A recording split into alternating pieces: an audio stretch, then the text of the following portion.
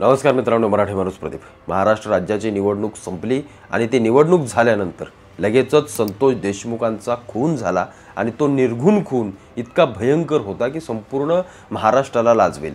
संपूर्ण देशामध्ये त्या खुनाची चर्चा झाली की महाराष्ट्राचा बिहार झालाय का, यूपी झालाय का, म्हणजे तिकडच्याही राज्यांना असं वाटू नये की महाराष्ट्रातल्या बीडसारखं आपलं राज्य व्हावं अशी काहीशी परिस्थिती अनेक जण म्हणतात की तयार झाली आणि ते निश्चित आहे। कारण बीडमधलं राजकारण गेल्या 1.5 वर्षामध्ये जे काही ढवळून निघालंय ते राजकारण संपूर्ण महाराष्ट्रावरती त्याचा प्रभाव पडलाय। ते जातीतलं राजकारण आहे, ते मराठा समाजाला आरक्षण हवंय त्याच्यासाठी उभा राहिलेला मराठा समाज आणि ते ओबीसीतून हवंय म्हणून मराठ्यांच्या समोर उभा राहिलेला ओबीसी समाज, या दोन समाजांमधलं वाढणारं दिवसांदिवस वाढणारं तेढ हे सगळं या संपूर्ण बीड प्रकरणाला किंवा संपूर्ण महाराष्ट्राला आपल्याला सरळ सरळ दिसतंय निवडणुकीमध्ये की मराठा आणि ओबीसी समोर समोर उभे राहिलेत।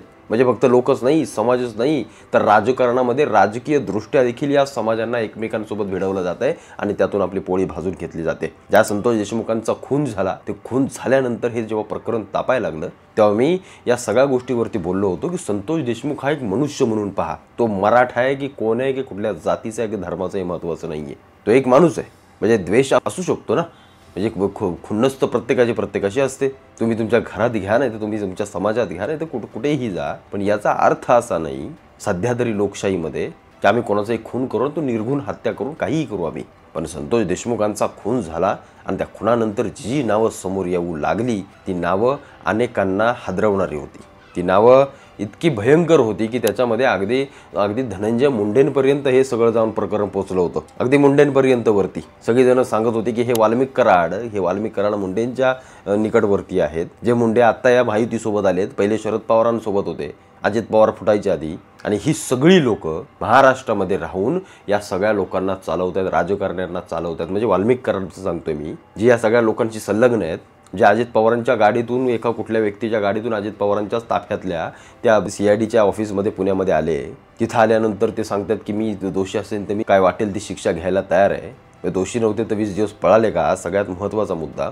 आणि हे सगळं घडत असताना 20-22 दिवसांनंतर बाहेर आलेले हे वाल्मिक कराड त्यांच्यासाठी वंजारी समाज रस्त्यावर उतरू लागतो, ओबीसी समाज रस्त्यावर उतरतो। मी मागे सांगितलं, मी अनेकदा सांगितलं की वाल्मिक कराड असो नाहीतर ते संतोष देशमुख असो नाही तर कोणीही असो, यांना जात पाहून किंवा जात म्हणून आम्ही यांच्या समर्थनार्थाने यांच्या विरोधात उभं राहता कामा नये। गुन्हेगार असेल तर त्याला जात कशाची जात बघतोय, जाती बघायच्या का, कोण कुठला गुन्हेगार आहे काय, कमेलेल्याची आम्ही जात काढत बसायचं।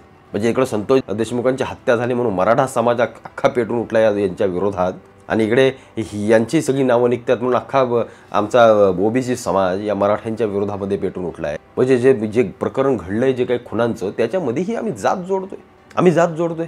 असोत कोणीही असोत, ज्याचा निर्घुण खून झाला आहे, ज्याची हत्या करण्यात आली, ह्या आमच्या संविधानात कुठे बसत नाही। म्हणजे जे संविधान करतात त्यांना ह्या झालेला खून हा जातीच्या याच्यामध्ये घेऊन जायचा आहे, त्यांना लाजा वाटल्या पाहिजे थोड्याशा। पण जे वाल्मिक कराड CIDच्या ऑफिसच्या मध्ये यायच्या आधी, सरेंडर व्हायच्या आधी व्हिडिओ बनवून सांगत होते की मी जर दोषी असेल तर माझ्यावरती वाटेल ती कारवाई करा आणि मी त्याला सामोरे जाईन। SITने ज्या काही प्रकारे SITने नेमलेल्या ज्या SIT आहेत त्या SITने यांच्यावरती मोक्का कायदा लावला, यांच्यावरती जो काही दाखल केला आहे मोक्का, हा कशासाठी केला? हे वाल्मिक कराड सांगतात की मी निर्दोष असेल तर मला वाटेल ती शिक्षा द्या, मग मोक्का का लागला? कारण यांचे सगळे गुन्हे सगळ्या गोष्टींमध्ये दिसू लागले। मला अनेक जण मागच्या अनेक व्हिडिओमध्ये सांगत होते की तुम्ही वाल्मिक कराडांवर जरा नीट बोला, धनंजय मुंडेंवरती नीट बोला। ते मुंडेंचं द्या सोडून, ते नसतील याच्यात, पण वाल्मिक कराडांवरती मोक्का लावला। ती लावणारी SIT जी राज्य सरकारनं नेमली आहे ती SIT म्हणजे काय मूर्ख आहे का? म्हणजे हे सगळे आदळापट करणारे या बाया रस्त्यावरती उतरत आहेत वाल्मिक कराडांच्या समर्थनार्थ। कोण उतरवतं यांना, कशासाठी उतरवलं जात आहे त्याला माहीत देखील नाही। त्यातल्या अर्ध्या नाचणाऱ्या नाचतायत, उड्या मारतायत, बाकीच्या हसतायत त्यांना बघून। हे काय नाट्यमय सगळ्या गोष्टी काय दिसत नाहीत का कॅमेऱ्यात? आजकाल काही लपत नाही। आम्ही एका गुन्हेगारासाठी लोकांना, समाजाला, जातीला रस्त्यावर उतरवू लागतो, त्याच्यासारखं दुर्दैवी राजकारण या महाराष्ट्राचं नाही आहे। आणि याच वाल्मिक कराडांच्या पत्नी, ज्यांच्या नावावरती लाखो करोडोंची संपत्ती सापडते, मग ते फ्लॅट असतील, कुठे काय असेल, कुठे ते हायवा असतील, ते काय त्याला जमवून ठेवलं आहे। हे म्हणतात आमचे अण्णा समाजसेवक होते। समाजसेवक असा असतो का? 300 हायवा घेणारा काय समाजसेवक असतो का? लाखो करोडोंच्या जमिनी घेणारे आणि फ्लॅट घेणारे काय समाजसेवक झाले का? माझा म्हणण्याचा मुख्य उद्देश आहे की आमच्या जातीचा माणूस असेल म्हणून आम्ही काहीही त्यानं करत आम्ही त्याच्या मागे जर वाहत जात असू तर ही खरंच चांगली बाब नाही आहे, चांगली बाब नाही आहे ही. आम्ही जात बघून गुन्हेगार ठरवतोय. आमच्या जातीनं दुसऱ्या जातीतला मारला आहे ना, मग आम्ही याच्यासोबत आहोत. ही कुठली प्रवृत्ती आली, कुठली प्रवृत्ती आली? आम्ही खुन्याला खुन्याच्या नजरेतून पाहिलं पाहिजे. जे समाजसेवक म्हणून जे बाहेर येऊन जे वाल्मिक कराडांच्या समर्थनार्थ उभे राहत आहेत ना, हा मोक्का काय मी नाही लावला, नाही तर कुठल्या माणसाने नाही लावला. राज्य सरकारने जी काही SIT नेमली, जे काही पोलीस यंत्रणा आहे, जे काही कायद्यासाठी कामं करत आहेत, त्या लोकांनी या सगळ्या गोष्टीची पडताळणी छाननी करून त्यांच्यावरती मोक्का टाकला आहे.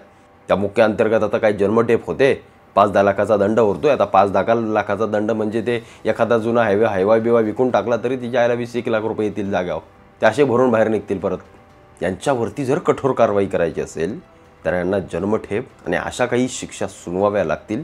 आणि सगळ्यात महत्त्वाचं म्हणजे जनतेची केलेली दिशाभूल या अंतर्गत यांच्यावरती कठोर कारवाई करण्यात यावी, कठोर. आणि यांना कोणी पाठीशी घालू नये. कारण ज्या अंतर्गत किंवा ज्या सगळ्या गोष्टींचं निकष काढून जेव्हा तुम्हाला गुन्हेगार म्हणून ठरवलं जातं आणि त्या मोक्का या कायद्यामध्ये अशा काही तरतुदी आहेत, मला त्या खटकल्या काही तरतुदी.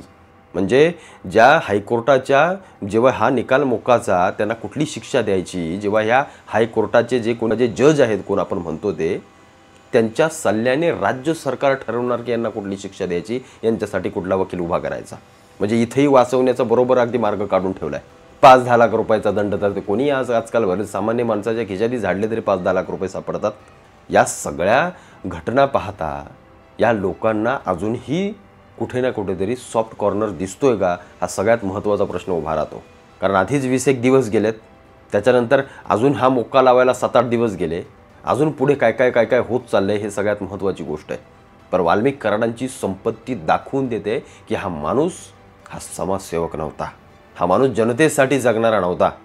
एक लक्षात घ्या. आम्ही भोळे आहोत, आम्ही भावळे आहोत. आम्हाला मतांसाठी दिलेले 1000 रुपये आमच्या आयुष्याच्या कमाईसारखे वाटतात. ही आमची लोकशाही, हा आमचा लोकप्रतिनिधींचा जो रचलेला सापळा आहे, त्याच्यामध्ये आमची लोक पटापट अडकत जातात, आमचे तरुण पटापट अडकत जातात. या जातीच्या जाळ्यामध्ये आम्ही लगेच अडकू लागतो. याच्यासारखं दुर्दैव नाही आहे कुठलं. या वाल्मिक कराडांना जे कोणी समर्थन देत आहेत ना, मला त्यांना एकच सांगणे आहे, संतोष देशमुख हा तुमचा भाऊ असेल, तुमचा कोणी काका असेल, तुमचा बाप असेल, तुम्ही प्रत्येकाला ठरवून ठेवा की हा जर माझ्या घरातला असता, माझा कोणीतरी असता, तर मी माझ्या या जातीतल्या माणसाला किंवा याच्या जो कोणी गुन्हेगार म्हणून ठरवला आहे राज्य सरकारने, पोलीस यंत्रणेने, जे काही SITने, त्याच्या समर्थनार्थ मी उभा राहिलो असतो का? हे प्रत्येकानं फक्त एकदा मनाला विचारा. आणि आम्ही असेच जर कोणाचंही समर्थन करू लागलो, आमच्या जातीचा आहे म्हणून, आमचा अण्णा आहे म्हणून, आमचा दादा आहे म्हणून, आमचा कोण साहेब आहे म्हणून, तर मग महाराष्ट्रामध्ये कायदा, सुव्यवस्था या सगळ्या गोष्टी राहणार नाहीत. एवढंच मला फक्त तुम्हाला सांगायचं आहे. या प्रकरणातला प्रत्येक गुन्हेगार, त्याला कठोरात कठोर कारवाई झाली पाहिजे. यासाठी संपूर्ण महाराष्ट्रातील जनतेने आवाज उठवला पाहिजे.